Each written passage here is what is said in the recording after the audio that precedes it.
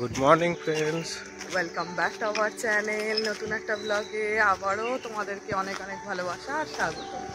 আশা করি বন্ধুরা তোমরা সকলে ভালো আছো, আমরাও কিন্তু অনেকটাই ভালো আছি।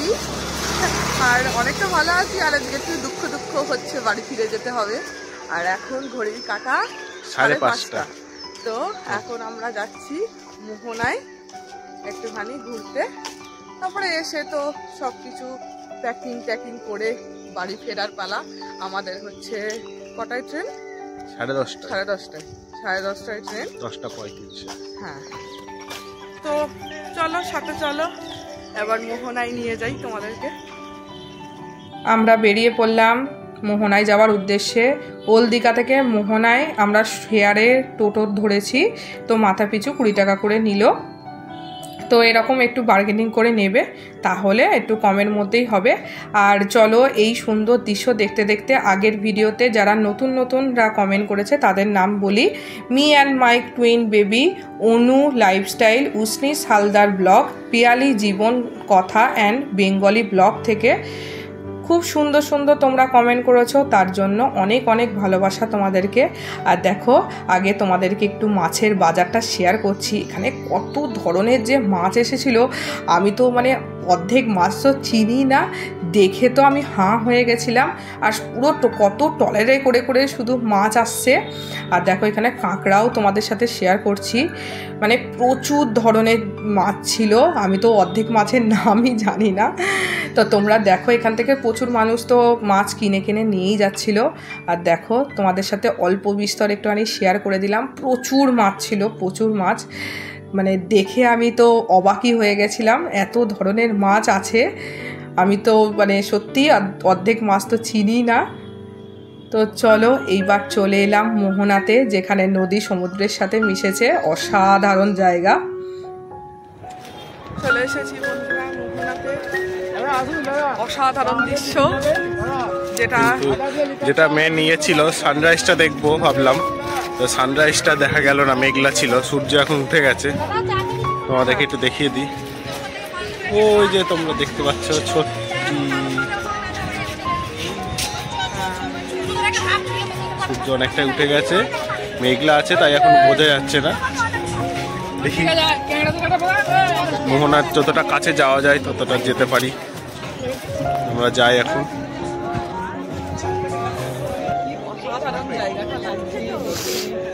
আশা করি তোমরাও দেখতে পাচ্ছ, প্রচন্ড মজা লাগে।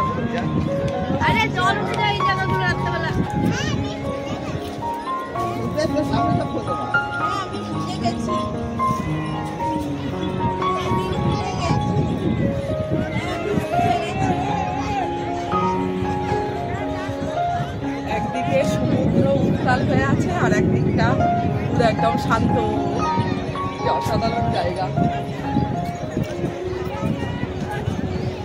আমরা এবার মোহনার পুরো একদম শেষ সীমানায় পৌঁছে গেছি। দেখো কি অসাধারণ লাগছে না দেখতে, একদিকটা পুরো শান্ত আর একদিকটা পুরো সমুদ্র ঢেউ খেলছে। ও অসাধারণ জায়গা গো, আসলে একদম চোখটা জুড়িয়ে যায় সকালবেলায় আসলে, আর এত সুন্দর মনোরম পরিবেশ, দারুণ।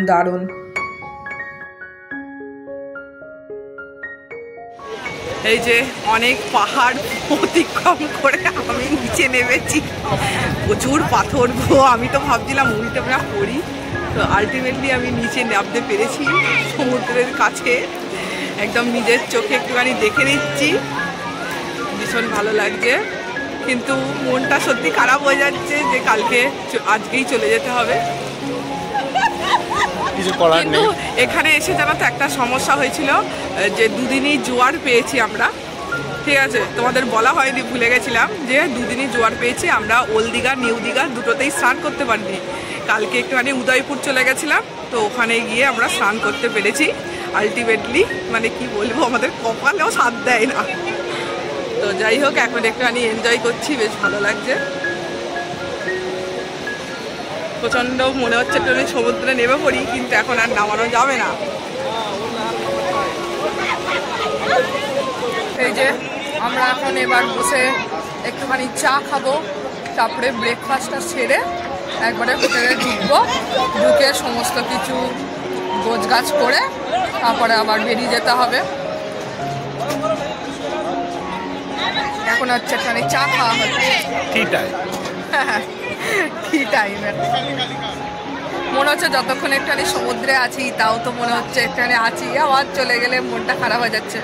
একবার ওখানে গিয়ে আর একবার সমুদ্রের কাছে যাব, গিয়ে সমুদ্রকে টাটা বাই বাই বলে চলে যাব।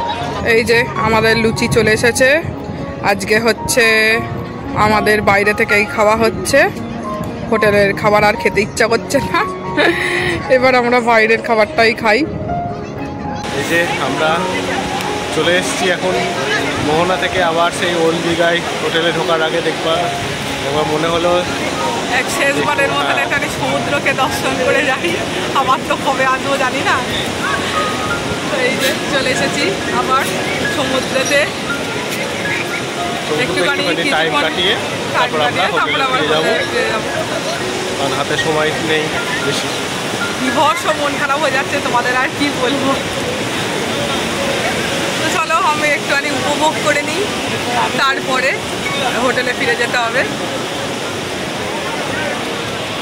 আজও কিন্তু সমুদ্রে ভালো মতন জোয়ার চলছিল, আর আমাদের কপালটাই খারাপ ছিল, যে কটা দিন এলাম শুধু জোয়ারে আর জোয়ারই চলছিল।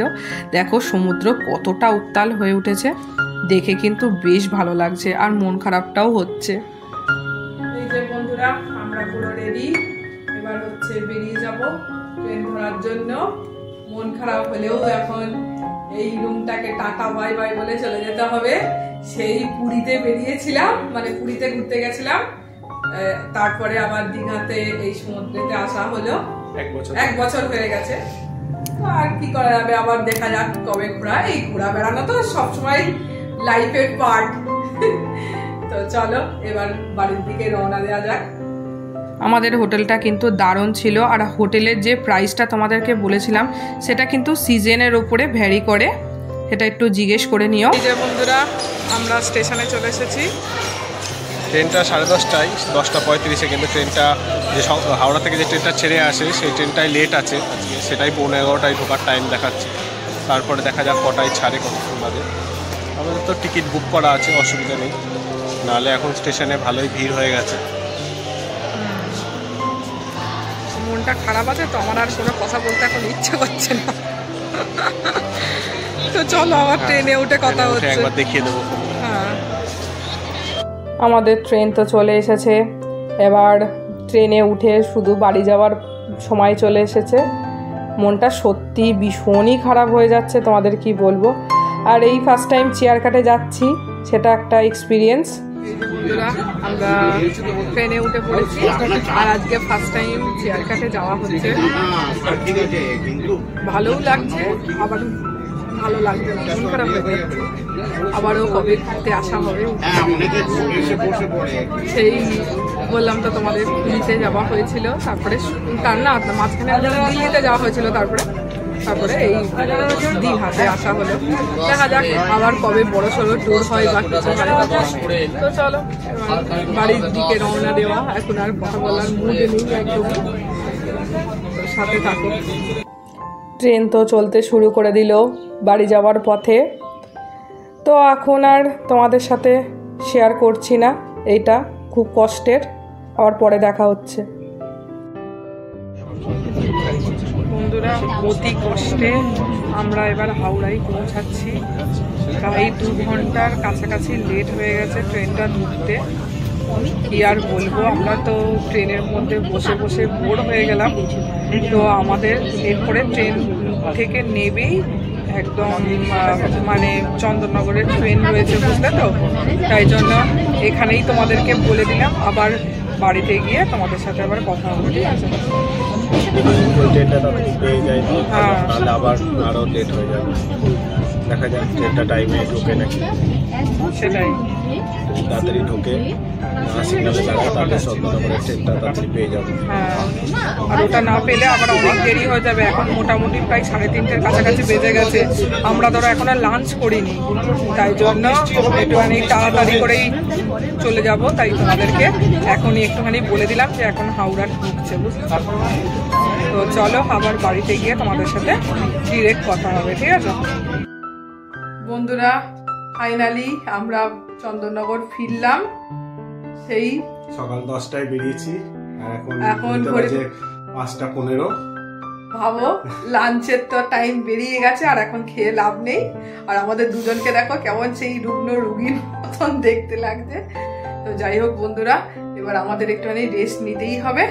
আর ব্লগটা বাড়াচ্ছি না, এখানেই এন্ড করে দিচ্ছি। আবার নেক্সট ব্লগে তোমাদের সাথে দেখা হবে, ঠিক আছে? তো চলো আজকের মতন টাটা।